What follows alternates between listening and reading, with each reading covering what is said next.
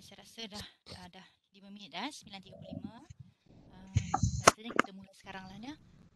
Yang lain tu mungkin pelan-pelan diorang akan masuklah lepas ni. Masa insya-Allah 10 minit lagi mesti ramai lagi. Pelajar yang ada ni minta tolong WhatsApp kawan-kawan yang belum hadir supaya mereka join sesi pagi ni ya. Jadi Assalamualaikum dan selamat pagi semua. Saya doakan semoga semuanya sihat hari ini, masih bersemangat. Jadi kami di Pusat Pembangunan Kecemerlangan Akademik, kami mengucapkan ribuan terima kasih kerana hadir pada webinar pagi ini. Jadi kita ingin mengalung-alungkan penceramah Saudara Muhammad Faizal bin Ali, pelajar PhD dari Pusat Pengajian Ilmu Pendidikan yang akan berkongsi ilmu dan pandangan tentang cabaran baru yang kita semua hadapi pada waktu ini. Jadi sesi ini akan berlangsung sehingga 11 pagi. Sekiranya pelajar mempunyai apa-apa soalan, boleh type di ruang chat dan insya-Allah Saudara Faizal akan menjenguk ruang chat ini dari masa ke semasa untuk menjawab soalan-soalan. Ya, Saudara Faizal, betul? Betul. InsyaAllah saya akan tengok. InsyaAllah, terima kasih banyak. Jadi kalau macam tu saya tak panjang-panjangkan ini, saya serahkan kepada penceramah kita Saudara Muhammad Faizal Ali untuk membicarakan tentang mendepani pasca COVID-19 cabaran seorang pelajar. Jadi dengan segala hormatnya dipersilakan. Terima kasih. Bismillahirrahmanirrahim. Assalamualaikum warahmatullahi taala wabarakatuh dan selamat pagi semua. Terima kasih kepada pengacara majlis dan juga ucapan penghargaan kepada Pusat Pembangunan Kecemerlangan Akademik USM kerana pertamanya sudi menjemput saya dan juga memberi peluang kepada saya dalam membuat perkongsian, dan saya juga nak buat ucapan penghargaan kepada semua rakan-rakan yang bersama pada pagi ini, termasuklah SV saya Dr. Syafrin. Terima kasih dalam kesibukan pun sudi lagi bersama dengan saya. Okey, alhamdulillah, sebenarnya pada pagi ini saya akan menyampaikan satu topik lah, tapi sebenarnya kita lebih kepada konsepnya santai. Jadi saya harap tuan-tuan dan puan-puan akan bersama dengan saya lah. Jadi insya-Allah saya akan cuba bawa perkongsian ni dengan cara yang terbaik lah. Santai, kita chill-chill je pagi ni. Mungkin tidak formal sangat sebab saya akan buat sedikit aktiviti. Jadi tuan-tuan dan puan-puan akan bersama dengan saya buat dekat depan komputer, desktop dan juga handphone anda lah, supaya dapat mengikuti sesi ni dengan sepenuhnya. Okay, saya akan buat sharing sikit.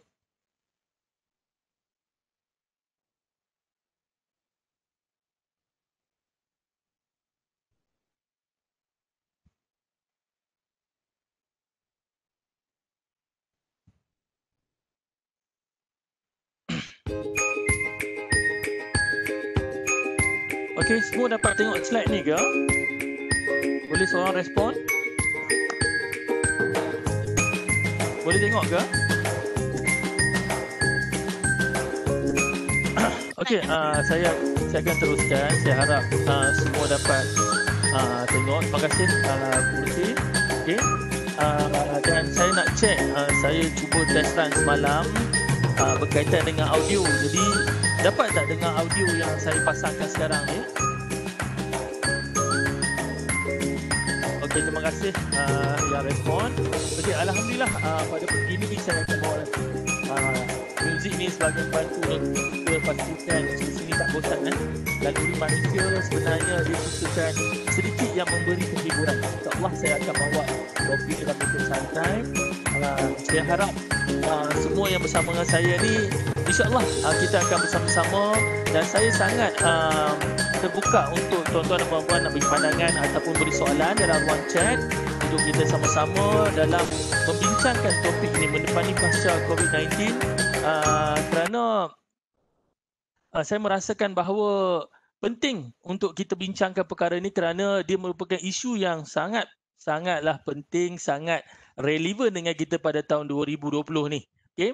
Jadi sebelum tu, boleh tak saya nak mulakan sedikit kita punya perkongsian pada pagi ini dengan umur kita Al-Fatihah untuk semua muslimin dan muslimat, dan juga kepada yang bukan dengan cara bertakafur yang tersendiri.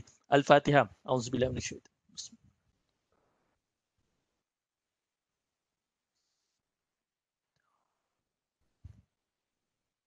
Amin Allah. Okey, sedikit kata apa setting sebelum saya nak mula. Saya mohon kepada semua saya ulang balik. Sesi kita pada pagi ni lebih kepada sesi yang santai. Jadi saya akan buat sedikit aktiviti dan dalam perkongsian saya ni saya cuba selitkan beberapa video. Saya harap hari ini ruang teknikal itu membantu saya lah. Saya juga di sini nak bagi ucapan penghargaan kepada rakan saya, saudari Atikah, 2 kali bantu saya untuk test run. Okey, jadi alhamdulillah lah usaha kami hari ini kalau berbuahkan hasil tu, penghargaan kepada dia jugalah. Okey. Okey, saya harap sangat semua dah sarapan pagi. Okey. Kerana bagi saya selalu suka tunjuk gambar budak ni. Saya pun tak tahu anak siapa ni. Okey, sangat comel. Dan timbikannya agak besar lah.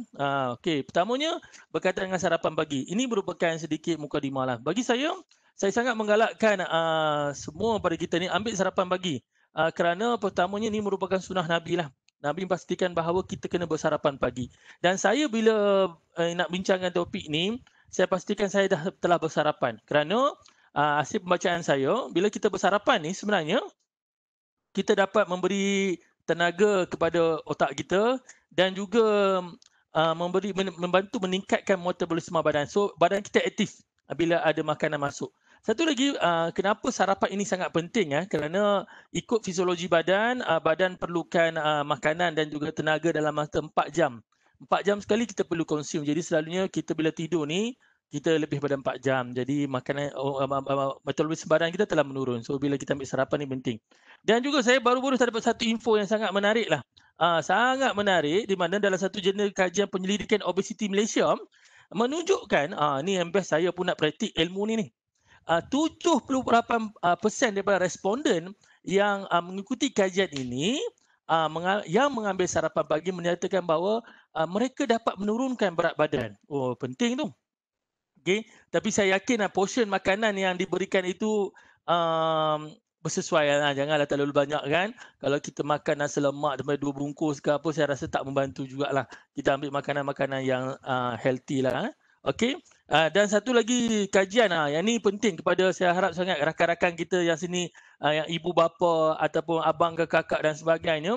Satu info yang menarik satu kajian yang telah dilaksanakan oleh Husna berkaitan dengan trend pemakanan remaja menunjukkan bahawa hanya 60% sahaja anak-anak remaja ini mengambil sarapan pagi. Dan lebih 40% ini tidak mengambil sarapan pagi. Jadi ini merupakan satu pattern yang kita kena bantu. Okey, bila kata dalam tempoh PKP ni, sebenarnya hari tu bila kita betul-betul berada di rumah, sangat-sangat mengubah rutin kita. Kita dapat sarapan sebelum ni dengan rakan-rakan. So kali ni hari-hari nak kena fikir sarapan menu apa, tengah hari menu apa, malam menu apa. Jadi kita teruskan benda baik. Sebab apa, dalam tempoh PKP ni, COVID-19 ni sebenarnya saya terdengar satu lagu baru-baru ni. Daripada Pro 2, nyanyian Marsha Melalando kot. Tak salah saya lah kan. Musibah membawa hikmah. Jadi saya memetik perkara ni sangat baik. Kita sebenarnya memang redha apa yang berlaku ini satu di luar pada penguasaan kita. Jadi musibah membawa hikmah ni, jadi insya-Allah hari ni saya akan bincangkan beberapa perkara di mana apa yang kita lalui sekarang ni kita boleh ambil sebagai satu normal baru dan juga hikmah di sebalik musibah yang kita hadapi. Okey? Jadi kepada rakan-rakan yang berada ni boleh teks kawan-kawan, boleh WhatsApp kawan-kawan. Ini merupakan skop perbincangan. Okey, perbincangan. Pada hari ini pertama saya akan bincangkan berkaitan cabaran menghadapi pelajaran pasca COVID-19. Okey, kesan penggunaan gadget kepada manusia, tips dan perancangan pembelajaran normal baru dan sedikit teknik pengurusan stres. Jadi teknik pengurusan stres ni merupakan kajian PhD saya. InsyaAllah saya akan ambil beberapa info daripada modul saya untuk dikongsikan dengan tuan-tuan dan puan-puan dalam sesi kali ini. Okey? Kita masuk kepada topik bincangan. Okey, kepada rakan-rakan sekalian, sebenarnya cabaran menghadapi pembelajaran normal pasca COVID-19 ni. Saya yakin bahawa tidak pernahlah terlintas dalam fikiran kita bahawa kita akan menghadapi satu virus yang saya rasa dalam sejarah manusia paling teruk dalam sejarah ketadbiran manusia ni. Kerana bagaimana COVID-19 ini atau coronavirus ini telah mengubah rutin manusia keseluruhannya, bukan saja di Malaysia, di Pulau Pinang, tetapi satu dunia. Okey, jadi virus ini telah mengubah cara manusia berhidup, bertingkah laku, rutin manusia dan paling penting terus mengubah cara belajar. Okey, pembelajaran telah berubah hampir 100% di mana daripada mana kita selalunya hadir ke kelas, sekarang ni pembelajaran atas talian. InsyaAllah saya akan kupas bahagian ini. Tetapi dalam cabaran pertama menghadapi pembelajaran pasca COVID-19 ni, saya rasa cabaran yang paling penting adalah kita kena buat penetapan mindset yang baru. Ini satu cabaran. Kerana sebelum ini sebenarnya saya pernah berkongsi dengan seorang rakan nak bencin pun tahun depan.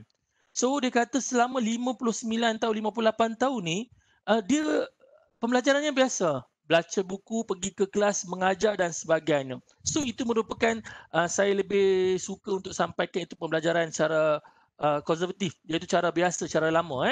Tetapi sekarang ini bagaimana kita kena memberi input kepada diri kita. Beri maklumat kepada diri kita bahawa saya kena hadapi keadaan ini. Kita kena letakkan mindset kerana ikut teori CBT kita kena ada penstrukturan pemikiran kita. Kita kena struktur. Bagaimana kita nak struktur atau siapa yang perlu struktur? Diri sendiri. Kita yang kena struktur. Okay? Jadi kita kena bagi tahu cara pemikiran. So beberapa perkara yang kita kena ambil pertamanya, kita keluar pada zon selesa. Pastinya apabila rutin hidup menyebabkan kita ada rasa kebiasaan. Kebiasaan ni akan mengakibatkan membantu kita berasa selesa. Okay? Tetapi bila ada perubahan-perubahan mindset, jadi kita kena keluar pada zon selesa. Ya, kerana sebelum ini kalau kita nak pergi belajar ke kelas, dia set up, bawa beg, pergi masuk kelas.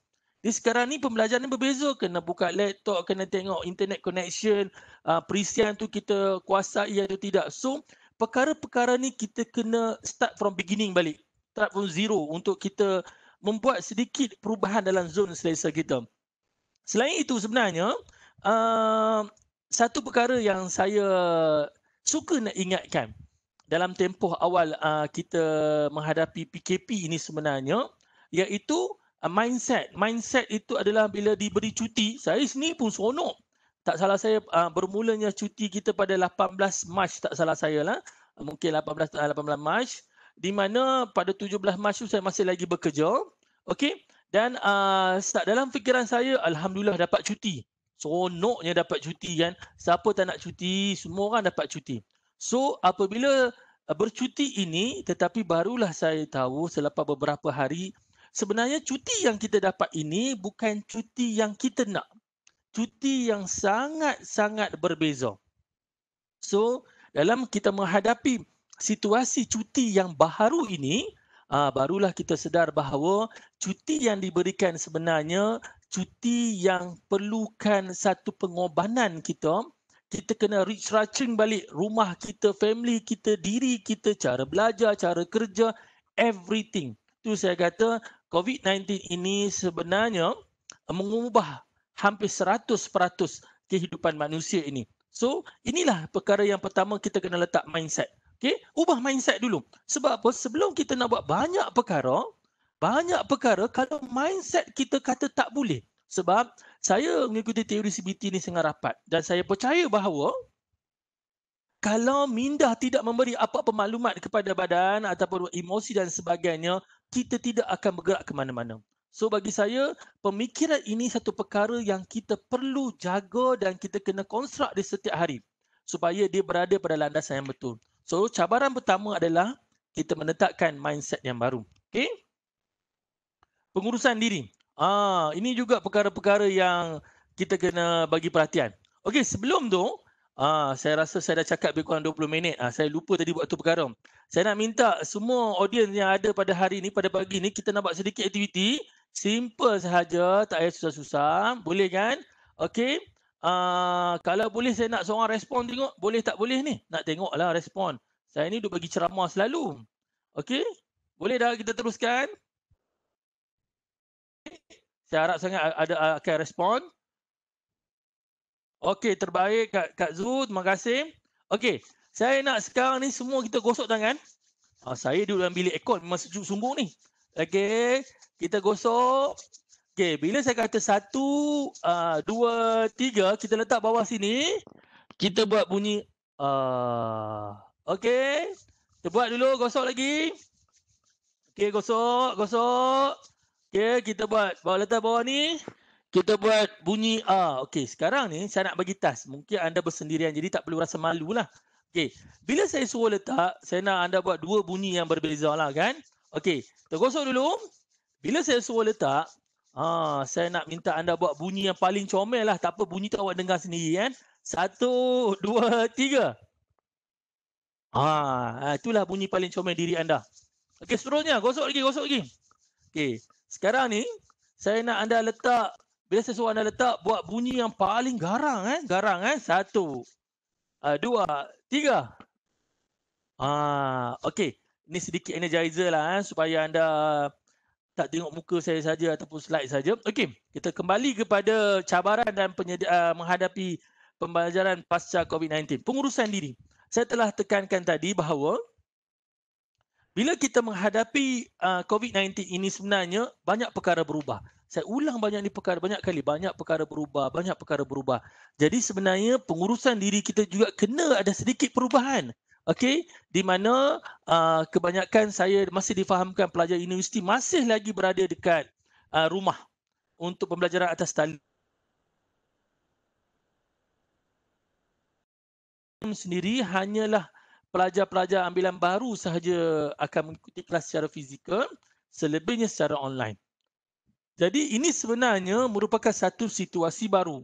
Jadi pelajar-pelajar sekalian, rakan-rakan boleh sampaikan info ni kepada adik-adik dan sebagainya bahawa mengurus diri ini satu perkara yang kita lakukan setiap hari. Tetapi berbezanya apabila kita lakukan secara dengan normal yang lama, itu adalah kebiasaan. So kita akan just ikuti sahaja rutin tersebut. Tetapi yang berbeza sekarang ni kita kena berbeza. Mana-mana kita kena ada kelas online. Kita kena buat discussion group secara online. Jadi benda-benda ini kita kena ubah. Satu lagi, kalau contoh gambar di bawah ni, kalaulah bilik kita dulu kan, macam ni rupanya, okey, kita kena modify sikit lah kan, tunjuk dekat rumah kan. Jadi kita binalah satu tabiat yang baik, yang positif. Okey, tabiat yang positif di mana ibu bapa pun boleh main peranan. Kalau anak-anak tu memang perangai jenis bangun pukul 11 pagi, 12 pagi, reschedule balik supaya inilah masa yang terbaik kan. Masa yang terbaik. Dalam pengurusan diri ni saya sebenarnya nak buat sedikit perkongsian dengan tuan-tuan dan puan-puan yang dalam talian sekarang ni. Saya begitu dalam fasa PKP ni sebenarnya saya mensyukuri nikmat Allah tu kerana banyak perkara yang saya tidak dapat lakukan bersama dengan family saya, dengan anak saya ni, saya dapat buat bersama-sama. Antara banyak perkara adalah pertamanya solat berjemaah. Alhamdulillah saya dapat solat berjemaah 5 waktu dengan anak-anak, dengan isteri semua. Isteri seorang, anak ramai. Okay? Jadi seronok. Dan masa inilah saya memberi pendedahan kepada anak saya, anak lelaki, anak sulung saya untuk menjadi imam. Saya train dia, dan perkara yang lama saya tak buat iaitu kita tadabbur Quran bersama-sama. Anak saya baca, saya dengar, saya baca, isteri saya dengar, ada komen. Itu perkara yang saya rasa sangat-sangat saya akan kenang lah dalam COVID-19 ni. Jadi saya reschedule balik. Jadi sebenarnya kita masih ada masa lagi untuk buat perkara ni supaya dia menjadi satu tabiat dalam kalangan kehidupan keluarga kita selepas pasca COVID-19 ni. Okey? Okey. Ya, inilah satu keadaan cabaran yang baru. Okey, cabaran yang baru di mana perubahan body routine, antaranya sleep disorder. Sebelum tu saya nak bagi anda dengar satu lagu ni. Lagu ni anak saya selalu dengar ni. Nak tidur mana? Nak tidur mana? Mengantuk, mengantuk. Nak tidur mana? Mengantuk, mengantuk. Tolonglah saya. Mengantuk, mengantuk. Nak tidur mana? Mengantuk, mengantuk. Tolonglah saya. Jumpa katil. Katil. Jumpa katil. Katil. Katil yang bulat. Yeay, nak tidur. Okey.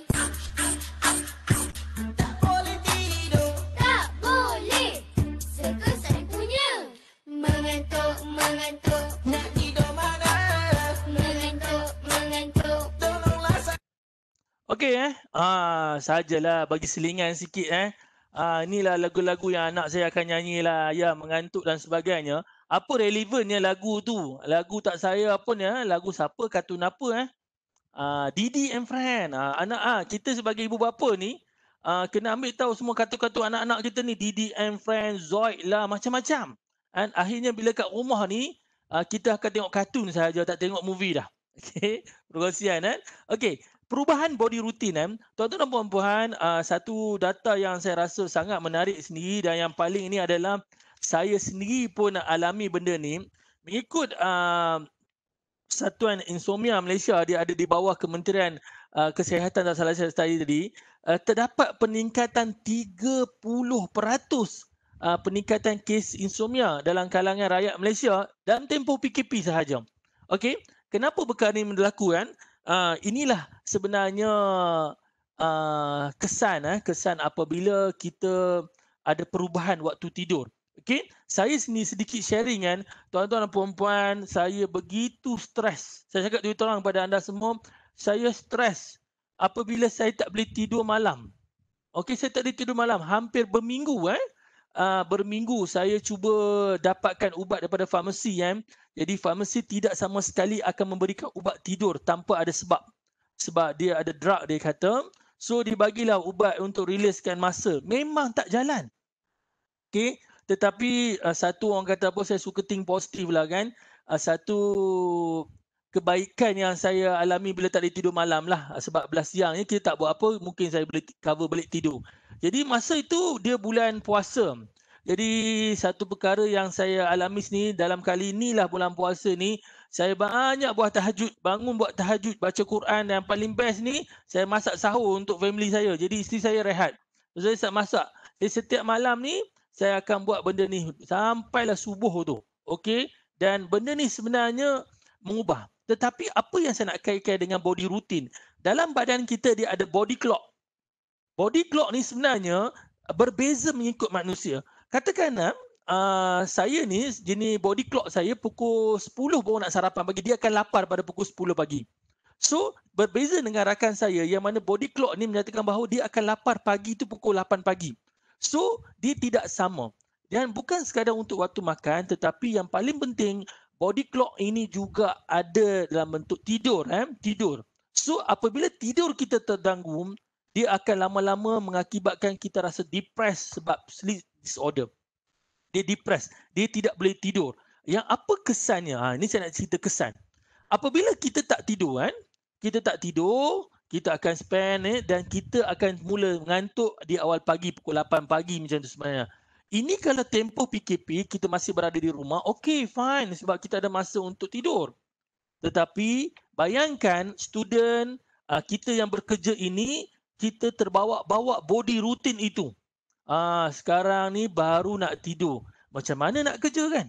So, kita kena ambil masa dalam buat penyelarasan. So, apabila anda rasa anda masih lagi tidak dapat overcome body routine ini ke arah right track seperti biasa, anda kena melatih badan. Hebatnya Allah jadikan badan kita ini sangat hebat. Okay? Badan kita ni dia ada satu adjustment flexibility yang paling hebat. Even cuaca, even body routine, body clock ni boleh diajar, boleh dilatih untuk ikut balik. Jadi alhamdulillah saya sekarang ni okey, saya back to normal. Bila saya bekerja, bila saya pergi jumpa doktor, kenapa saya tidak boleh tidur malam? Dia kata anda tidak ada masalah insomnia. Tak ada. Very good dia kata. Tetapi badan anda tidak melakukan aktiviti-aktiviti seperti biasa. Jadi dia tidak penat. Bila dia tidak penat, dia macam rasa tak mengantuk lah. Satu lagi, minda anda ni saya kata dah. Yang ni akan bagi maklumat banyak. Minda ni bagi tahu bahawa Faizal relax lah. Okay, relax lah. Kalau tak boleh tidur malam, boleh tidur siang nanti. Tengoklah movie ke apa dan sebagainya kan. Okay. Mama pun tidur sekali Okay. Okay, ni ada orang kata, okay, saya tengok chat nah. Encik Am ke apa, okay. Mama pun tidur sekali very good. Okay. Jadi sebenarnya kita tengok, dan kadang-kadang ni kesiannya adalah bila kita anak-anak juga ada masalah ni. So dia tak boleh tidur. Jadi saya terpaksa ambil masa berlatih seminggu dekat rumah. Okey, anak-anak tu untuk nak dapat right track balik. Bayangkan kalau dekat rumah tu kadang-kadang kita terlajak sikit lah tengok movie. Kalau sebelum ni pukul 10, 10.30 dah masuk tidur. Besoknya sekolah. Jadi bila tempoh cuti ni dia ada perubahan sikit. So bila kita nak mendepani pembelajaran ni penting. Kenapa ada kaitan body routine dan pembelajaran? Sangat ada kaitan. Kalau badan ini tak boleh bagi input untuk tidur yang betul, macam mana nak belajar, betul tak? So dalam daily life kita ni kita kena buat perubahan. Okey? Tekan seterusnya. Yes. Ini tajuk yang bagi saya agak penting lah. Cabaran dan juga dalam menghadapi pelajaran pasca COVID-19, disiplin dan juga integriti. Dah macam cikgu disiplin pula saya ni kan. Tak apa. Okey. Kerana saya sendirilah, bukan saya mengikuti kelas. Saya berpeluang ketika masa COVID-19 ni, pelajar-pelajar yang terkandas dekat PTA ni kena dikuarantinkan dekat kampus masing-masing sebelumlah kita buat penjadalan untuk penghantaran pulang. So saya daripada unit kaunseling ni ambillah peluang pergi jumpa pelajar dan sebagainya. Jadi ketika saya berjumpa tu adalah pelajar-pelajar yang mengikuti kelas secara online. Okey. Di mananya bukanlah saya nak bagi itu saya sekadar perkongsian apabila ada beberapa pelajar ini dia mengikuti kelas secara online tetapi dia masih lagi tidur, tangan tu klik sahaja.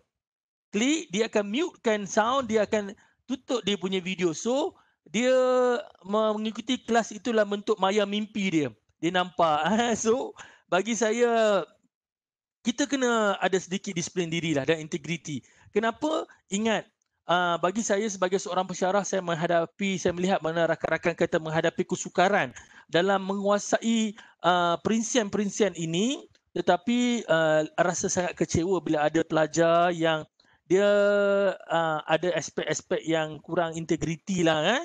So apa yang kita kena buat? Sebenarnya kita kena ambil bahagian lah. Ambil bahagian. Hanya mengubah itu adalah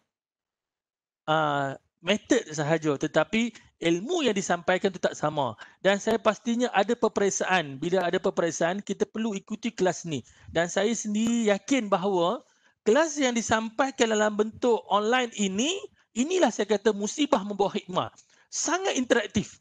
Okey, bila ada rakan-rakan ni, dia belajar bagaimana nak letak ada sedikit online game. Jadi dia ada quiz, pop-up quiz dan dia ada orang kata apa, video-video interaktif. Dia pasang lagu. Kalau kat kelas takkan nak pasang lagu kan? Habis tak belajar nanti kan? Jadi dia ada sedikit music sentimental dan sebagainya. Dan saya pula melihat ada rakan-rakan ni, dia interaktifkan kelas ni macam mana. So pelajar-pelajar yang nak tanya soalan ni dia pegang macam ni. Soalan apa, tulis. So kadang-kadang dia nak bagi mesej kat kawan dia. Mat, hang pergi makan kat mana petang tadi? Okey, dia tulis. It's something yang kita bergantung pada diri kita. Kalau kita nak bawa secara santai, santai. Cara tegas, tegas. Cara konvensional, secara konvensional. Tetapi ingat, dalam apa saja kita lakukan, disiplin dan integriti ni main peranan yang sangat penting. Okey? Seterusnya, yes. Okey, pengurusan sumber. Okey, yang ni sonok sikit nak sembang ni. Okey, pengurusan sumber. Okey, tuan-tuan dan puan-puan. Masa Mora ni orang yang buat pinjaman kaya. Memang kaya. Saya nak cerita ni. Okey, bagaimana dalam kita merancang pembelajaran pasca COVID-19 ni, kita kena ada merancang sumber. Kerana ingat, kenapa saya kata merancang sumber? Ketika pasca ketika COVID-19 ini sebenarnya ada pembelajaran yang pembelanjaan yang dikurangkan 100%. Antaranya, kita makan di luar. Saya rasa tak makan di luar kot, kita masak macam-macam kat rumah. Belanja juga, beli barang lah kan. Diwujudkan pelbagai grup masak tak jadi. Masak lain jadi lain, masak kek jadi bubuk pun ada. So it's a very orang kata interaktif lah. Manusia ni kreatif kan. Okay? Jadi kita kena ada perancangan kewangan yang baik. Okay? Dan saya difahamkan bahawa semua yang buat pinjaman ini memang jimat masa lah kan. Okay, tak payah pergi keluar. Okay? Tuan-tuan dan puan-puan, tuan-tuan, saya sangat harapkan kata pandangan dan sebagainya kan. Okey? Anda boleh tulis dekat bahagian chat. Saya akan baca di semasa ke semasa. Okey? kita jimat masa time PKP ni Kak Zu kata kan. Okey, jimat masa, jimat belanja juga. Tetapi kadang-kadang ni belanja ni subjektif. Sebab apa? Bila kita dekat rumah ni, macam-macam kita akan masak. Kadang-kadang hari biasa kita masak sikit ataupun kita makan pun sikit saja. Jadi dekat rumah ni datanglah chef husband ni. Oh, dia punya cuceng-cuceng kat dapur buat telur goreng je tuan-tuan dan puan-puan. Dia cuceng-cuceng dapur buat telur goreng masak kicap je. Tetapi cara dengan dia punya cap dia pasang apa semua kan. Ini merupakan kenangan tuan-tuan dan puan-puan. Tetapi bagaimana dalam menguruskan sumber? Bila kita ada kewangan, kita kena tengok di mana sumber yang kewangan kita patut kurangkan, dan kedua di mana peruntukan-peruntukan yang dikuangkan ini kita kena labur balik ataupun kita buat simpanan. Dan saya difahamkan bahawa banyak duit telah dikembalikan kepada rakyat dalam bentuk moratorium. Moratorium ni satu tempoh bertenang daripada pihak bank kepada peminjam-peminjam. So, kalaulah kita tidak pandai menggunakan moratorium ini, jadilah seperti statistik yang dikeluarkan oleh Bank Negara Malaysia. Ni bukan Bank Negara Malaysia mengeluarkan satu statistik yang agak menyedihkan di mana seramai 75% rakyat Malaysia tiada simpanan kecemasan walaupun berjumlah RM1,000. Tak ada simpanan kecemasan. So, saya pernah tanya dengan seorang pakar kewangan. Okey, apakah bentuk simpanan kecemasan yang patut adalah bentuk jumlah? Dia kata sekurang-kurangnya 3 bulan gaji. Itulah merupakan idealnya simpanan kecemasan. Tapi kalau tak boleh ada, cukuplah dengan kiraan 1 bulan komitmen bayaran bank. So, itulah bentuknya. Apabila kita ada moratorium dan sebagainya tuan-tuan, ini pengurusan sumber. Pastinya anak-anak di rumah itu dah mula buat pembelajaran secara atas talian. So, bagaimana anak nak belajar di atas talian? Adakah kongsi telefon ibu dan ayah ni nak kongsi ke? No lah. So, kita terpaksa buat investment sikit. Kita menyediakan gadget ataupun peranti yang sesuai kepada anak kita mengikuti sesi online itu dengan baik. Okey, saya akui ini merupakan satu perkara yang sangat-sangat subjektif. Mungkin orang yang berpendapatan sedikit, dia agak sukar untuk menyediakan.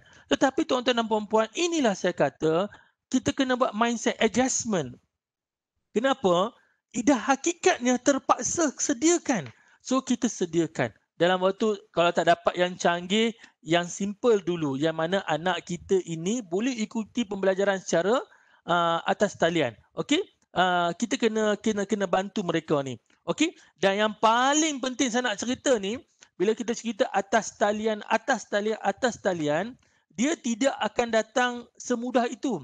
Dia datang dengan apa? Okey? Kita kena lebihkan peruntukan dalam pembelian data-data internet ni. Kerana kalau di hari biasa dekat rumah, kita pakai data, isteri pakai data, anak pakai data. So, itu adalah normal data.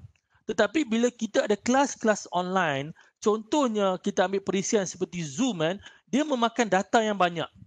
So, bila hanya 20 gig dekat rumah saya, satu pengkongsian pengalaman, saya menggunakan satu syarikat ni sebagai pembekal internet lah kat rumah lah.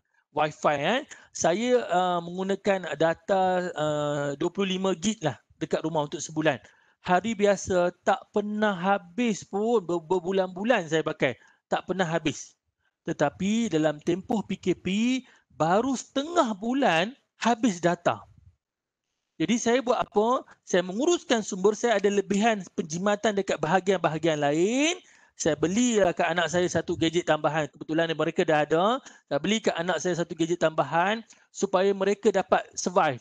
Dan saya buat apa? Kita beli printer tuan-tuan dan puan-puan. Beli printer. Inilah kadang-kadang ni kedai memang tak buka. So, printer kadang-kadang ada pembelajaran itu terpaksa print. So, kita belilah printer dengan lebihan-lebihan yang ada tu kita guna. Dan saya upgrade sendiri internet di rumah daripada 25 gig kepada 50 gig. Jadi bila ada 50 gig ni, semua orang boleh guna. Dan inilah merupakan satu pengurusan sumber yang saya perlu sediakan kepada anak dan diri saya sendiri untuk pastikan pembelajaran itu berjalan dengan lancar. Okey. Seterusnya, okey. Iaitu kepada para pensyarah, pada cikgu-cikgu, kepada pelajar sendiri, okey. Saya belajar satu perkara di mana berubahnya satu kaedah pembelajaran pengajaran ini, okey, tu ada spelling error, kaedah pembelajaran dan juga pengajaran, bukan pembelajaran dan pembelajaran, okey, di mana terms baru saya belajar itu cybergogy. Cybergogy ini seperti pedagogi. Pedagogi dan cybergogy adalah sama, iaitu kaedah pengajaran. Tetapi cybergogy ini menggunakan pendekatan-pendekatan atas talian dalam memastikan bahawa pembelajaran itu dapat dijalankan dalam bentuk online. So, base-nya adalah pembelajaran itu dilakukan secara online menggunakan sekarang ni banyak perisian. Okay, nanti kita akan ulas bahagian tu. Tetapi, apakah cabaran dalam cybergogy ni? Ikut statistik yang dikeluarkan oleh Kementerian Pendidikan Malaysia daripada Menteri Kanan Pendidikan Dr. Muhammad Razi Jidin sendiri telah menyatakan bahawa pembelajaran atas talian ini kurang berjaya. Kenapa? Sebab dia tidak ada engagement learning. Kalau kita dapat lihat, dia tidak ada engagement learning kerana banyak fokus yang diberikan dalam pembelajaran itu adalah bentuk cognitive factor sahaja. Saya tidak salahkan siapa. Kerana tuan-tuan dan puan-puan, ibu bapa yang ada di sini, kita juga kena faham. Guru itu juga first time hadapi situasi ini. So, kita tak boleh expect guru itu tampil dengan perfectionist. Perfect untuk memberi pengajaran yang terbaik. So, mereka juga hadapi kelemahan-kelemahan dalam menyampaikan pembelajaran ini. So, bagaimana engagement learning ni akan berfungsi apabila pembelajaran itu terus mengambil berat aspek emotive factors dengan social factors, supaya pastikan bahawa pembelajaran yang disampaikan itu bukan hanya menekankan aspek knowledge semata-mata, tetapi ada juga aspek nilai yang diterapkan. Okey?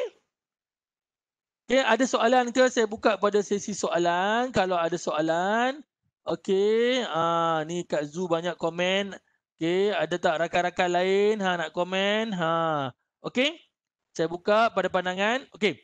Penguasaan perisian atas talian. Okey.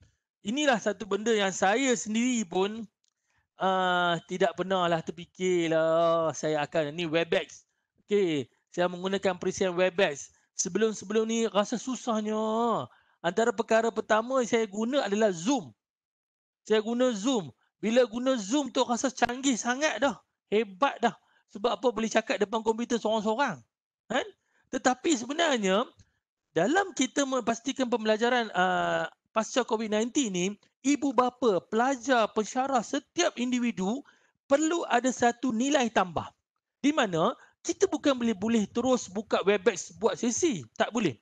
Tetapi kita kena ambil masa untuk study perkara ni. Bagaimana kita nak gunakan Webex, Google Meet, macam mana nak buat attachment dan sebagainya supaya benda ni dapat dilaksanakan dengan baik.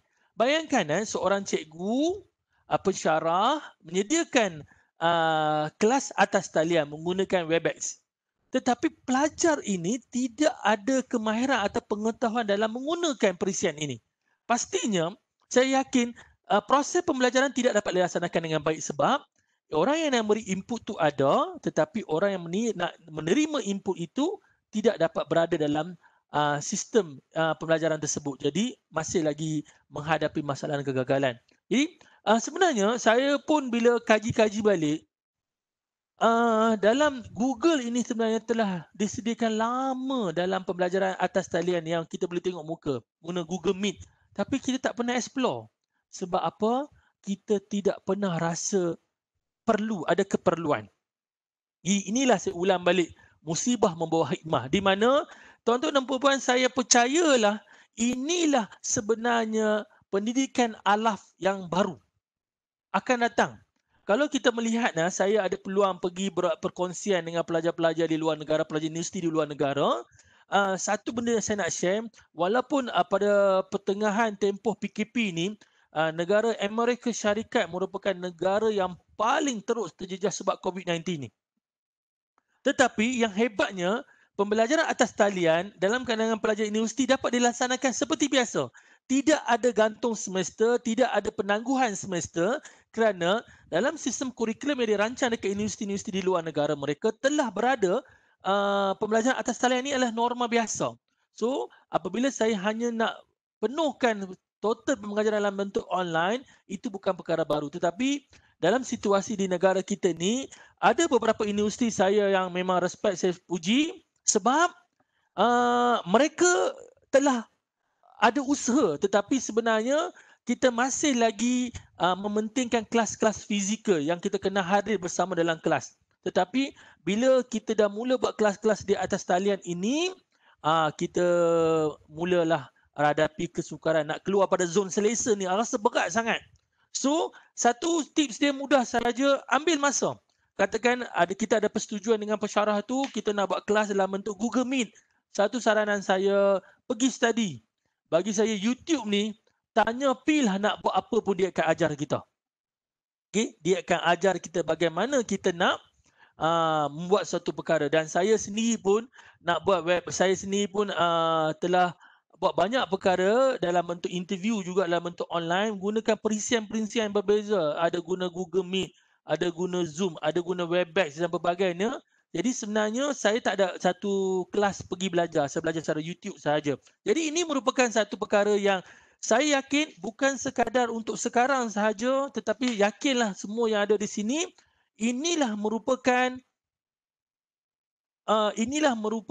satu perkara yang kita kena faham akan datang. Pembelajaran akan datang. Future method di mana ramai yang perlu sedar bahawa pada akan datang ni kita dah mula menyediakan peluang-peluang kepada anak kita, pada diri kita sendiri, penguasaan terhadap perisian atas talian ni, dan mungkin ke depan ni kita dah mula pastikan bahawa bila ada apa-apa saja, kita senang untuk nak akses sebab kita ada pengalaman dalam menguasai perisian atas talian ni. Okey? Okey. Saya telah habislah bahagian perkongsian berkaitan dengan cabaran. Ada apa-apa nak bagi komen ke dekat bahagian chat ni? Saya tengok. Okey. Puan Nurliza kata musibah membawa hikmah. Setuju. Okey, terima kasih. Okey. Siap ada lagu sekarang ni kan. Mindset, persediaan strategi amat diperlukan. Ni daripada Encik Fahmi berlangsung kelas secara atas talian. Ya, saya yakin Encik Fahmi ni cikgu ke? Okey. So banyak perkara yang kita kena ubah lah kan. Kerana satu perkara yang mindset dari segi mindset, saya nak cerita pasal mindset kadang-kadang kita cuba nak ubah mindset anak-anak ni, mindset diri, tetapi kita juga kena ubah mindset sebagai ibu bapa. Kalau dulu ni kita tengok anak kita ni pegang telefon, kita akan kata, abang main apa tu? Tengok Facebook ke, tengok YouTube ke? Tetapi sekarang kita kena ubah, think positif. Bila anak kita berhadapan dengan gadget tu, mungkin dia tengah belajar. Untuk nak dapat level tu, kita kena ada kepercayaan pada anak kita lah, kita latih anak kita ni. Okey tuan-tuan dan puan-puan, ada lagi nak komen ke? Saya tunggu komen anda. Okey, very good. Okey. Saya akan pergi ke bahagian kesan. Kesan penggunaan gadget kepada manusia. Pastinya bila kita ada perubahan-perubahan ini, gadget ni, ni gadget ni. Telefon ni, bukan nak tunjuk telefon saya tapi nak kata gadget lah. Okay, gadget ini sebenarnya merupakan benda yang dekat dengan kita. Atas talian kita bukan boleh jerit kan. Jerit bukan sampai pun. So ada metod-metod iaitu gadget. Kesan antaranya adalah yang saya dapat tahu adalah wujudnya gadget disorder, di mana kebergantungan terhadap gadget ini terlalu tinggi. Bukan sahaja sekadar untuk pembelajaran, akhirnya kehidupan ini dikuasai oleh gadget. Makan nak kena gadget, tidur perlu ada gadget.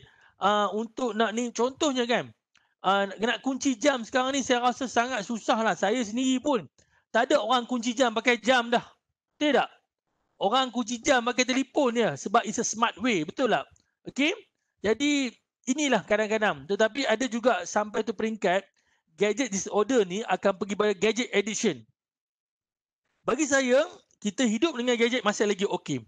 Tapi apabila tiada ada gadget, kita mula rasa gelisah dan juga gelabah, rasa tak tenteram, anda berada dalam fasa gadget addiction lah. Terpaksa ada gadget dalam kehidupan. Okey?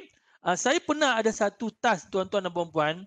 Saya ada buat konsultan dan sebagainya. Saya pernah mendapat satu tawaran dulu masa beberapa tahun lepas.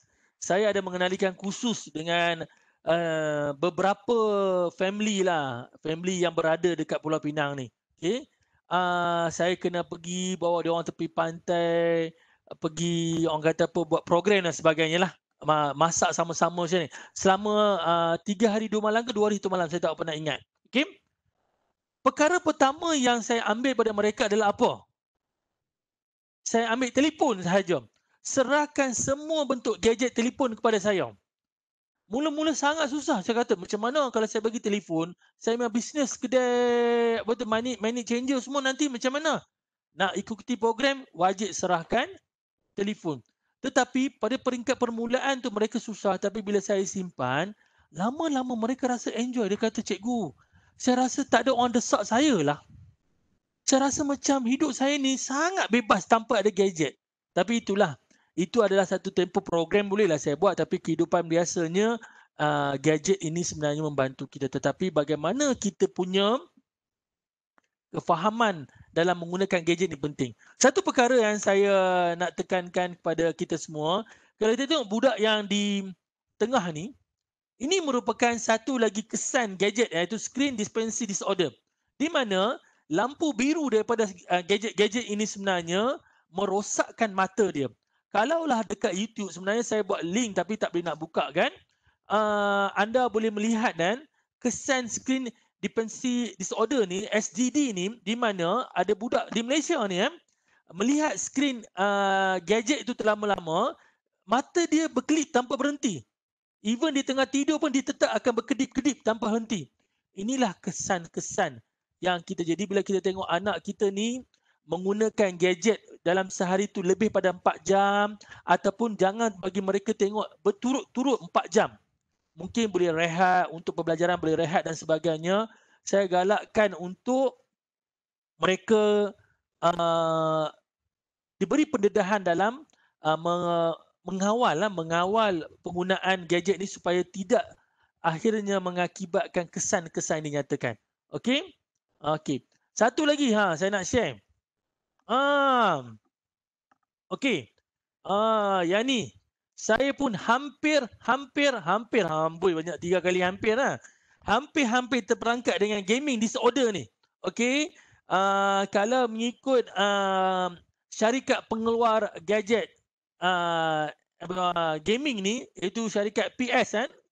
Siapa main gaming tahulah PS ni. Menyatakan bahawa dalam tempoh PKP ni, peningkatan 38% kadar pembelian terhadap PS4. Okey? Sebab PS lah, tak faham ada PS5 ke apa. Okey. Saya pun bila duduk rumah, pagi kita ni, petang kita dah settlekan semua, kita tak tahu nak buat apa kan. Saya pun nak belilah gadget-gadget ni lah, nak main lah. Akhirnya saya rasa macam tak ada keperluan. So nasib baik saya tidak terperangkap dengan perkara ni sebab WHO kata gadget disorder ini merupakan new mental health disorder. Kerana kebergantungan nanti mereka tidak boleh keluar. Kalaulah kita tengok kan, kalau dekat YouTube kan, ataupun dekat Facebook dalam sebulan lepas diviralkan apabila seorang family, ibu bapa terpaksa panggil seorang ustaz ruqyah kan anak dia yang terlalu gila main PUBG. Percaya tak? Kalau ada kes tu boleh respon kalau siapa mendengar. Ataupun anda boleh search dekat YouTube panggil ustaz untuk ruqyahkan anak dia ni sebab main PUBG dari pagi sampai tengah malam. Sebab dia rasa gaming ni, bila gaming ini menyebabkan anak kita tidak ada fokus dalam pembelajaran, tuan-tuan percayalah, kita ingat memberi telefon, memberi gadget kepada anak kita ni mengisi masa mereka dan juga mengurang kadar mereka mengganggu kita, tetapi itu bukan solution. Sebab anak kita akan berhadapan dengan satu masalah baru iaitu gaming disorder. Saya cuba buat link, harap-harap boleh buka. Saya minta respon Okey. Gaming disorder. Did you know playing video games for too long can have a Boleh bad tak tengok effect video ni, on minta your seorang mental respon? health? In 2018, the World Health Organization officially declared gaming addiction as a real mental disorder. Okay, thank you China atas seems to respon. have taken the warning quite seriously. Gamers under 18 have been banned from playing online between 10 p.m. and 8 a.m., according to new guidelines imposed by the Chinese government. Gaming time for children will now be limited to 90 minutes on weekdays and 3 hours on weekends. The curfew also extends to the amount of money children can spend on online gaming accounts. Gamers between 18 to 16 years can spend up to 200 yuan, while those between 16 to 18 years will be allowed 400 yuan only. Internet gaming disorder is a condition which leads addicted gamers to lose control over their lives. Their ability to perform daily tasks like eating, sleeping, studying, or going to work is negatively impacted. When fun comes at the cost of your health, it isn't worth the risk. Don't you agree? Games that are played mainly using the internet come under the category of internet gaming. Video games is a larger umbrella that includes any games that have electronic images and a display screen. China is the world's second largest gaming market, only to follow the US.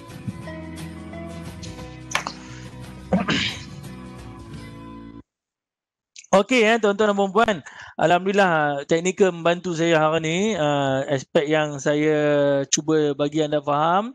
Itulah sedikit bagaimana kerajaan di China telah menetapkan banyak syarat Satu benda saya terlupa nak cakap tadi gaming disorder ni juga menyebabkan masalah dalam kalangan ibu bapa dengan anak-anak, di mana anak-anak sekarang ni faham, tuan-tuan faham, memang perisian gaming ini kita boleh download secara percuma. It's a marketing plan daripada syarikat-syarikat. Siapa buat bisnes dan nak untung, tuan-tuan dan puan-puan. So, mereka buat macam mana?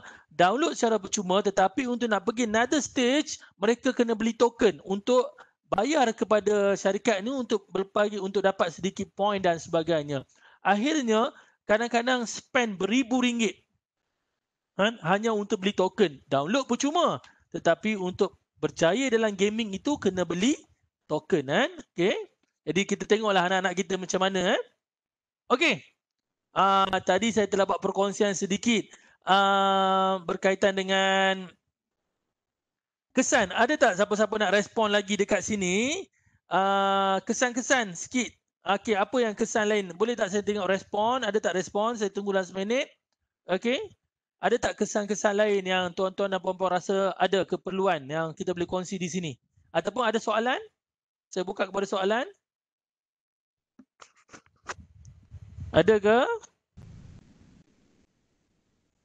Okey.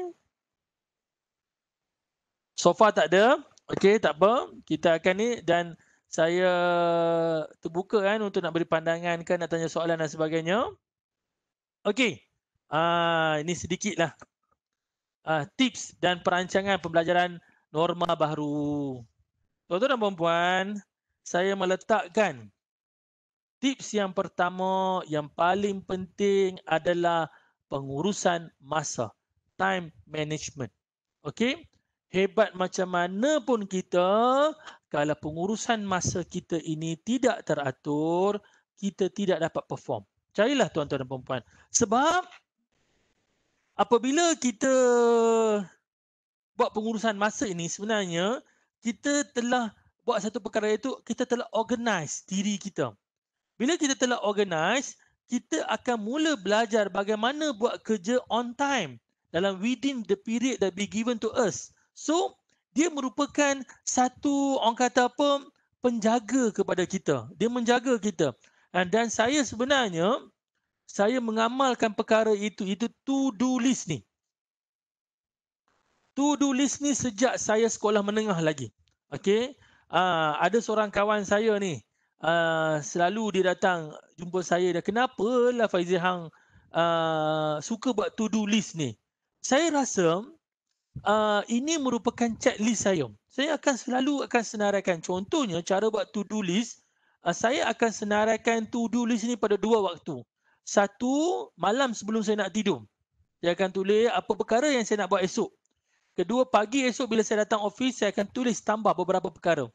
Dengan cara itu, saya telah merancang, organize saya punya perjalanan kerja seharian. So, banyak perkara-perkara yang saya buat secara on time dan juga dia membantu saya dalam meningkatkan produktiviti saya. Sebagai seorang pelajar, yes, bagaimana pengurusan masa ni penting. Sekarang ini, anda kena masukkan jadual-jadual pembelajaran atas talian ini dalam rutin anda. Bukan kita biarkan rutin itu kelas-kelas ini secara nilai tambah saja, tidak. Buat jadual, letak jadual tu katakan pukul 10 pagi hingga pukul 11 pagi kelas doktor siapa-siapa. Nyatakan dalam anda punya jadual. Kenapa? Bila kita ada pengurusan-pengurusan ini membantu kita dalam membuat perancangan secara bijak. Okey? Kita ni sebenarnya selalu ajar kita how to work smart, not to work hard. So kita cuba belajar. Okay? Saya ada buat satu link video, boleh harap-harap boleh buka nah. Okay.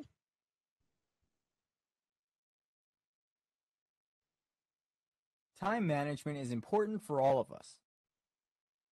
It helps us to plan and control how we spend the hours in our day. It helps us to organize and schedule our time to be more effective and productive. Successful time management does not mean we work harder. It is about working smarter by focusing on the quality of our work, not the quantity. In order to successfully manage our time, we need to be able to set goals, prioritize tasks, and monitor how we spend our time. Good time management means creating time to concentrate on the important activities, not just the urgent ones.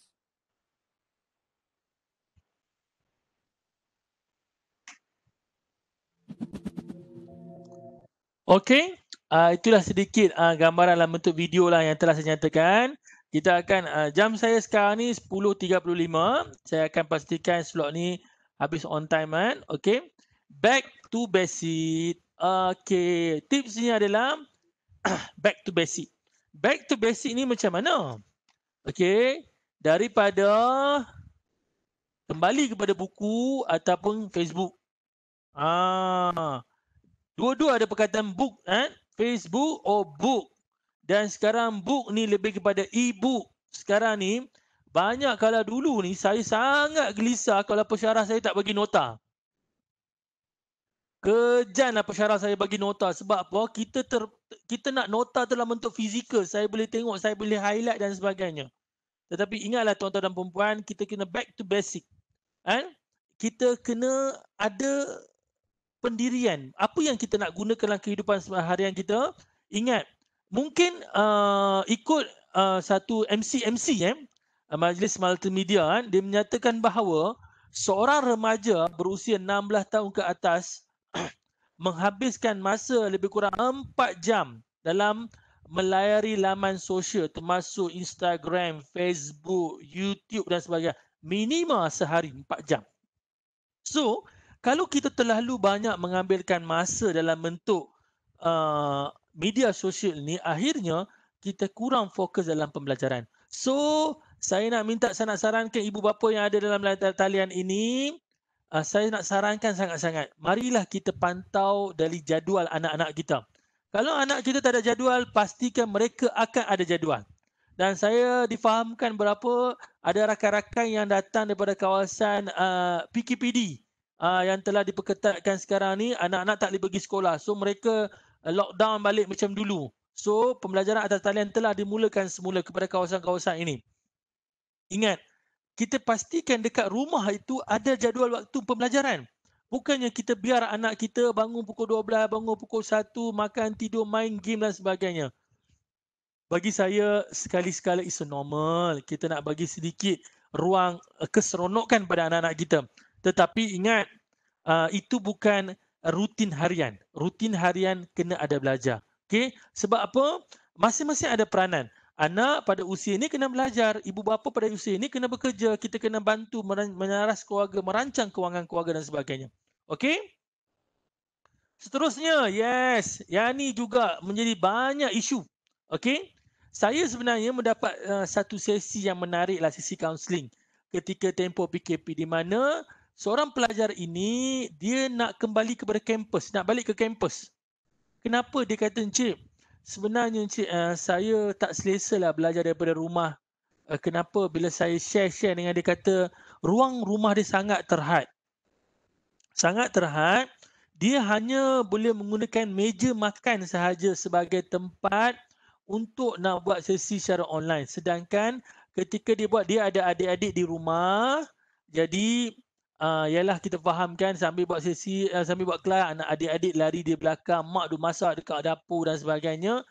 Situasi itu tidak orang kata apa, membantulah pembelajaran secara baru, normal baru ni. Jadi saya tengok kat sini saya memang berusaha keraslah. Saya rasalah kan, rumah sekecil mana pun takkanlah kita tidak boleh sediakan ruangan sebesar 6 kaki darab 6 kaki kan, untuk letak satu meja. Okey, supaya kita bukan sahaja memberi keselesaan kepada anak kita atau diri kita menjalankan kerja-kerja akademik ni, tetapi juga untuk membantu melancarkan proses pembelajaran. Bila dia ada settingnya tersendiri, barulah datang mood, psikologinya telah tersedia, mind settingnya tersedia untuk kita bersedia dalam memulakan pembelajaran. Jadi dia bersemangatlah. Membanding kelas, nampak tak gambar sebelah sini ni? Ya, saya pun tak faham lah, dia duduk ke, dia belajar ke, apa kan. So, bila saya tengok gambar ini, saya teringatlah satu ketika saya pernah berkhidmat dekat salah satu universiti dekat Malaysia ni. Saya kaunselor di unit HCP. Bila saya pergi ke pelajar, kelas pelajar tu, macam ni lah rupa lebih teruk kan. Di mana bekas Maggi ada banyak di atas meja yang tidak dibuang.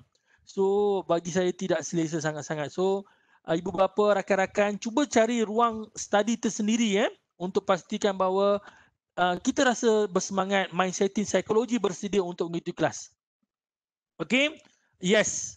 Tips yang lagi, saya dah kata dah. Okey.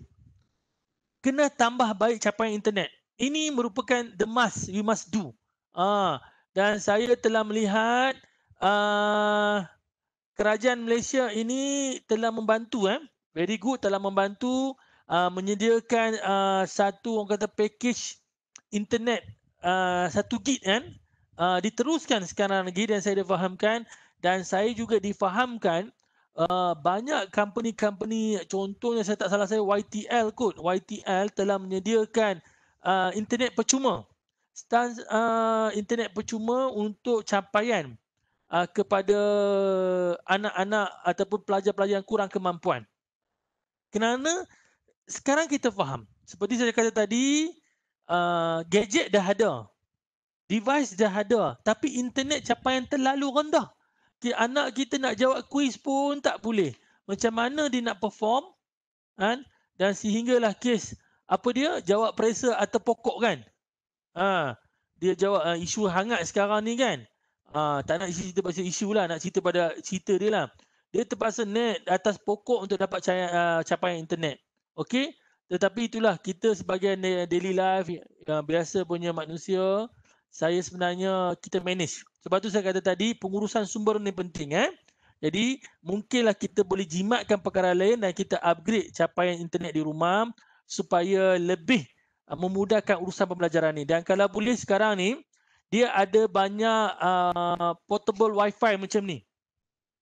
Portable wifi ni boleh digunakan, dibawa di mana-mana lah. So kadang-kadang mungkin dekat rumah kurang sesuai, anak-anak ni boleh bawa portable wifi ni pergi kepada kawasan taman ke ataupun library untuk mereka mendapat akses yang baik di sana kan. Okey? Okey. Okey tuan-tuan dan puan-puan, kita akan masuk sedikit aktiviti lah. Masa yang ada dengan saya lebih kurang 15 minit. Jadi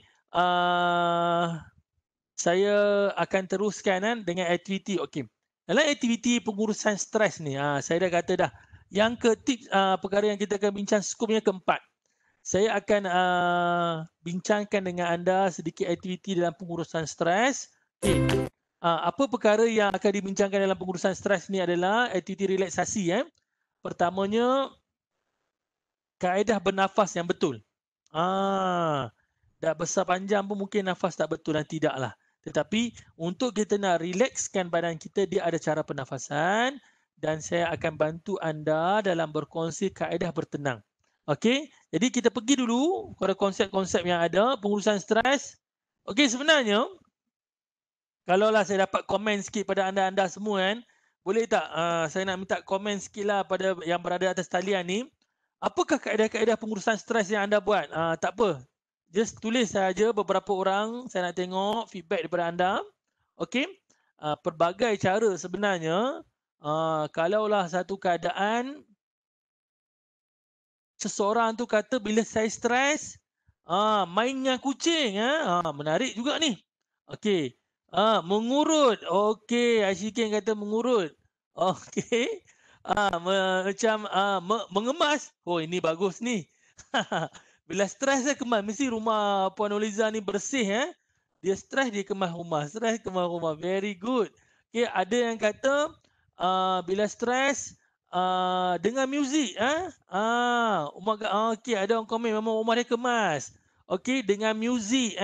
Ada pula yang kata bila cara pengurusan stres dia, bila dia stres, dia suka masak. Ada kata bila dia stres, dia suka tengok movie.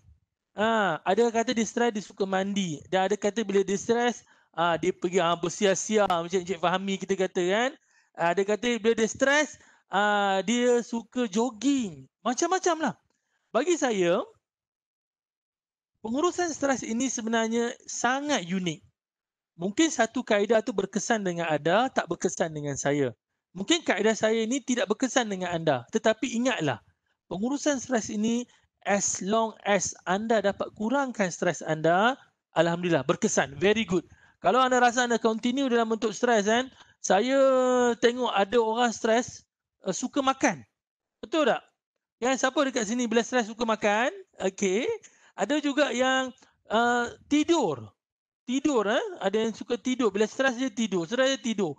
Kalau banyak tidur sangat tu, mungkinlah dia stres banyak lah kan? Okey. Saya nak bawa sedikit aktiviti pada anda semua. Okey. Pentingnya kita menguruskan stres ini seperti aktiviti ni. Kalau boleh, saya nak kita semua angkat tangan. Angkat tangan lurus-lurus kan? Okey. Anda angkat sahaja. Okey, angkat. Saya just nak bagi gambaran. Katakanlah saya suruh anda angkat macam ni dalam masa 5 minit. Anda rasa okey tak? Okey, 5 minit. Okey tak? Nak tengok. Okey. Lepas kata Encik Fajil tak boleh type. Okey. Lengur. Kalau saya suruh buat 10 minit, lengur tak? Mungkin lagi lengur lah Encik. 5 minit pun lengur. 10 minit lagi lengur lah. Okey. Rasa berat. Yes, very good. Saya nak kata. Bayangkan, saya suruh anda buat macam ni lebih kurang dalam sejam. Apa yang anda akan rasa? Saya nak tanya. Kalau 10 minit dah berat, dekat sejam mungkin rasa macam dah mula nak macam nak rasa terlalu berat. Betul tak? Okey? Inilah sebenarnya stres. Okey? Sebelum saya nak kupas isu-isu ni, saya nak tunjuk anda satu video. Kita tengok video ni dulu. Dalam video ni, dia ada nyatakan perkara ni.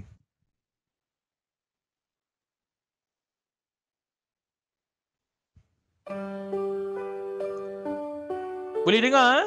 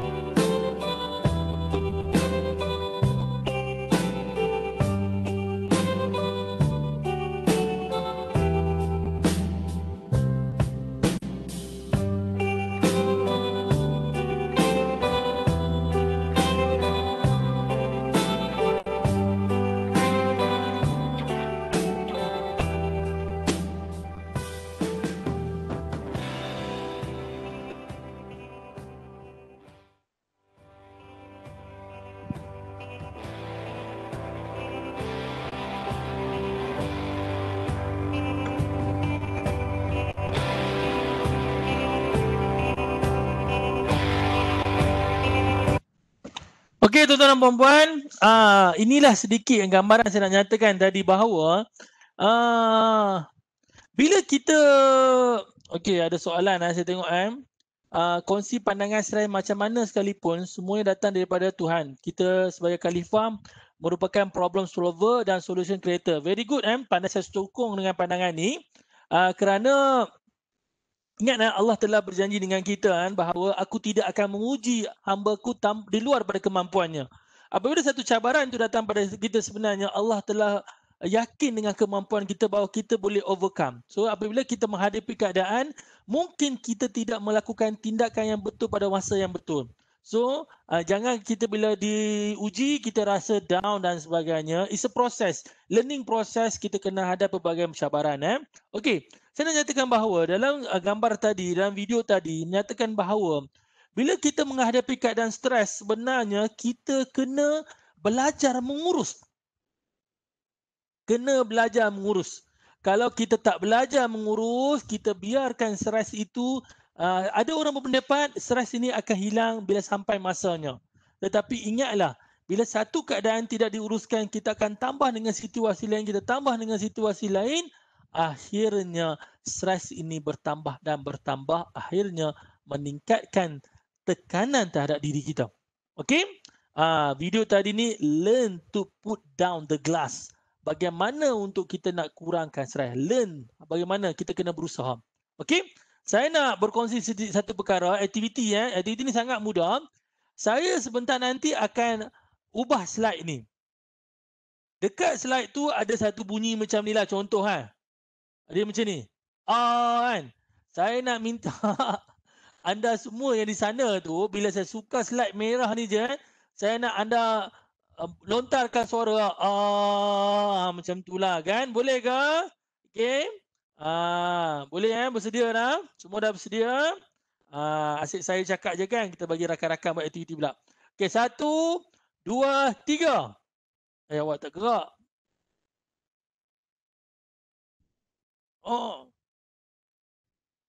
Okay. First round, relax. Bagi tenaga balik, ambil tenaga balik. Okay, kita akan buat second round. Okay. Bagi rasa, keluarkan rasa apa yang kita buku dalam hati kita ni. Harap-harap orang kat sebelah tak rasa pelik tengok kita lah. Seterusnya. Okay lah. Okay. Kadang-kadang nak bully rakan-rakan ni pun syok juga kan. Okay. Okey, dalam aktiviti relaksasi ni, dia ada 2 perkara kita akan buat. Saya ada 10 minit dengan anda semua. Okey, pertamanya latihan pernafasan dan juga latihan bertenangan. Okey, kita pergi pada latihan pernafasan. Okey, tuan-tuan dan puan-puan, selalunya kita ada 2 kaedah bernafas, iaitu chest breathing and belly breathing. Namun, selalunya kita akan bernafas. Bila kita bernafas, kita akan membesarkan bahagian paru-paru ni, di bahagian dada ni. Okay, cuba test. Okay, Tetapi, kalau pernafasan yang terbaik, pernafasan fitrah dipanggil adalah belly breathing. Bila kita bernafas, kita kembungkan bahagian perut kita. Sebab tu, kalau kita nak tengok fitrah pernafasan yang sebenarnya, kita tengok baby bernafas. Bila baby, dia akan kembungkan bahagian perut dia. Sebab kognitif tak kontrol lagi. Keduanya kita tengok bila ada seseorang tengah tidur, tengok bila dia bernafas, dia akan besarkan bahagian belly breathing dia sebab oksigen masuk ke bahagian sehingga ke dalam itu. Okay? Untuk membantu anda, diaphragmatic breathing, aka belly breathing, is our most efficient breath. It's also a calming breath. It taps into the nervous system and tells it to calm down. When we were first born, if there weren't any complications, we were all born as belly breathers. As we get older, we tend to become more thoracic chest breathers, much like this. So I'm going to teach you how to breathe with your belly. Start by laying down on your back. Place one hand on your chest and one hand on your belly. Take a slow, deep breath in through your nose. Feel your belly rise. Breathe out. Feel your belly flatten. Try to keep the hand on your chest as still as possible. Repeat for 10 breaths. You may place a small object on your belly instead of your hand, and you'll notice it moving up and down. Let's move to a standing position. Put one hand on your chest, one hand on your belly. Breathe in slowly through your nose. Feel your belly rise. Breathe out. Feel your belly flatten. Try to keep your hand on your chest as still as possible. Repeat for 10 breaths. Finally, let's come to a comfortable seated position. Place one hand on your chest and one hand on your belly. Breathe in slowly through your nose. Feel your belly rise. Breathe out. Feel your belly flatten. Try to keep the hand on your chest as still as possible. Repeat for 10 breaths. Practice belly breathing in all three positions. Lying down, sitting. Okey tuan-tuan dan puan-puan, kita kembali balik. Okey, dalam video tadi dia telah ajar bagaimana cara kita nak buat belly breathing Okey, cara pernafasan. Okey, boleh tak kita sama-sama saya nak minta sama-sama. Okey, kita sama-sama buat dengan saya. Kita letakkan satu tangan dekat bahagian dada kita ni dan satu tangan dekat bahagian perut. Kita test dulu. Okey, kita tutup mata dengan kadar pernafasan 6-4-6. 6 ni lah kadar kita nak tarik nafas. Tarik nafas ke hidung dan kita hembuskan perlahan-perlahan mengikut mulut. Okey, kita buat 1, 2, 3. Tarik. Tahan dan kita lepaskan. Okey, tarik. Tahan. Kita lepaskan. Sekali lagi Okey. Tarik. Kita tahan dan kita lepaskan. Okey, saya nak buat sedikit aktiviti dengan anda semua. Saya akan tayangkan satu video ni yang ada sentimental skill, relax. Setiap beat-beat dalam muzik ni sebenarnya dirancang berdasarkan kita punya nadi So it's a very good things. Saya akan buat simulasi saja dengan anda semua. Anda boleh cuba sendiri mengikut kaedah pernafasan belly breathing dengan kadaran 6-4-6. Okey. Kita boleh tutup mata. Letak tangan satu di dada, satu di perut. Kita layan lagu ni. Okey, tarik nafas. Tahan. Lepaskan. Tarik. Tahan dan lepaskan.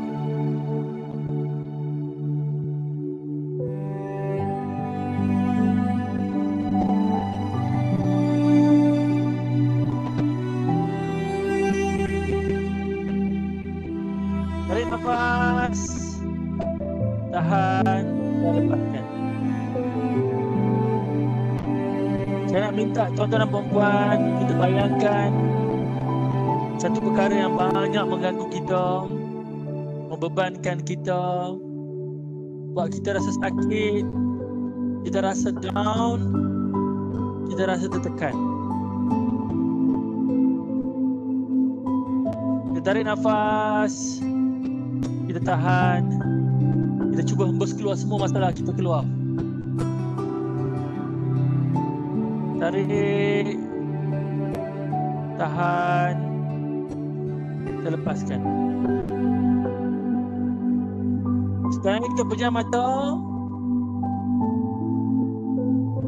Kita bayangkan orang-orang yang kita sayang di sekeliling kita, semua semangat kita, orang yang memberi kekuatan pada kita, family kita, rakan-rakan kita, ibu bapa kita, anak-anak kita, suami kita, isteri kita, siapa sahaja yang menjadi tulang belakang kepada kita. Jatuh kita, mereka bersama dengan kita.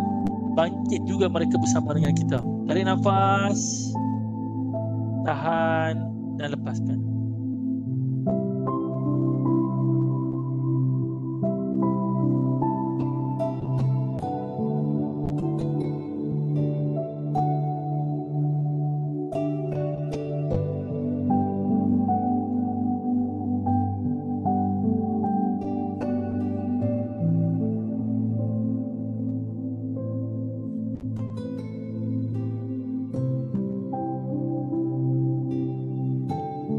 Okey, saya tak lama dengan video ni. InsyaAllah anda boleh tengok ni kat YouTube kan. Okey. Okey, saya nak minta komen, sungguh-sungguh komen ni. Boleh tak siapa-siapa komen yang masih bersama atas talian dengan saya? Boleh komen sendiri apa yang anda rasa, okey ke tak?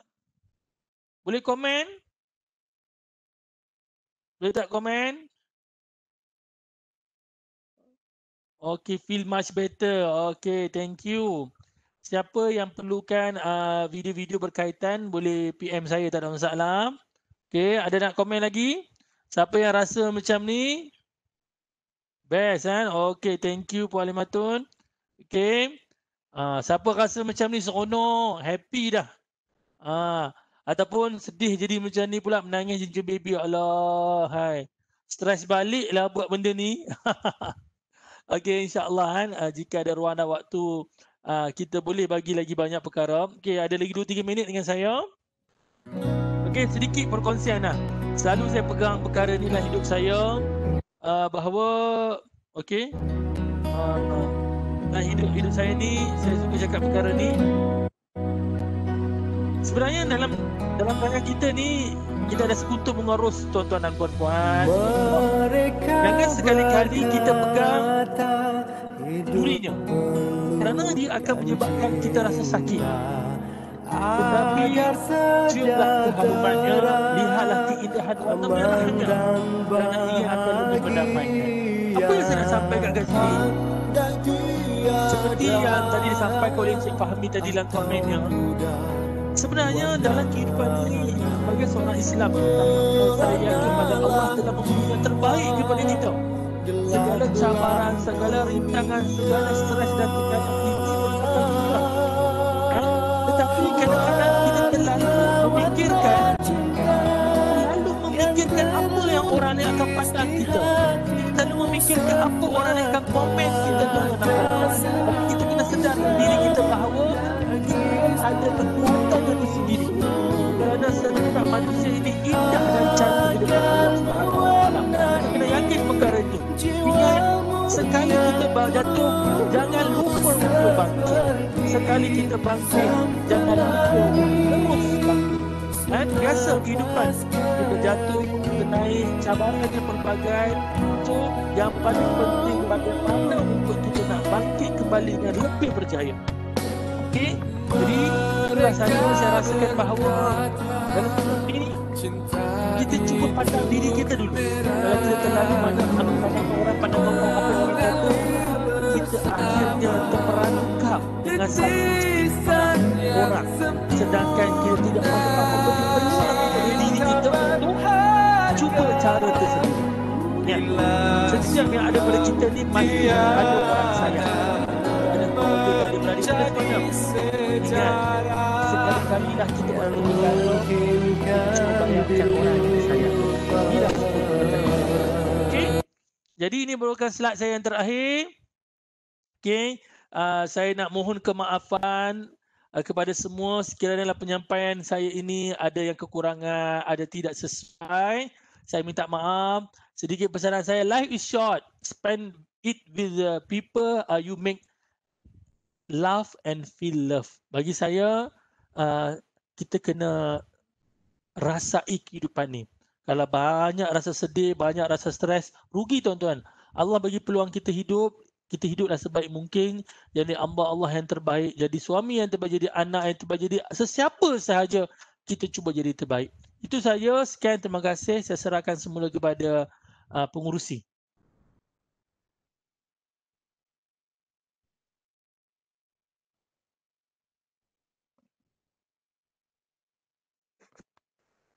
Okey, saya serahkan kepada pengurusi.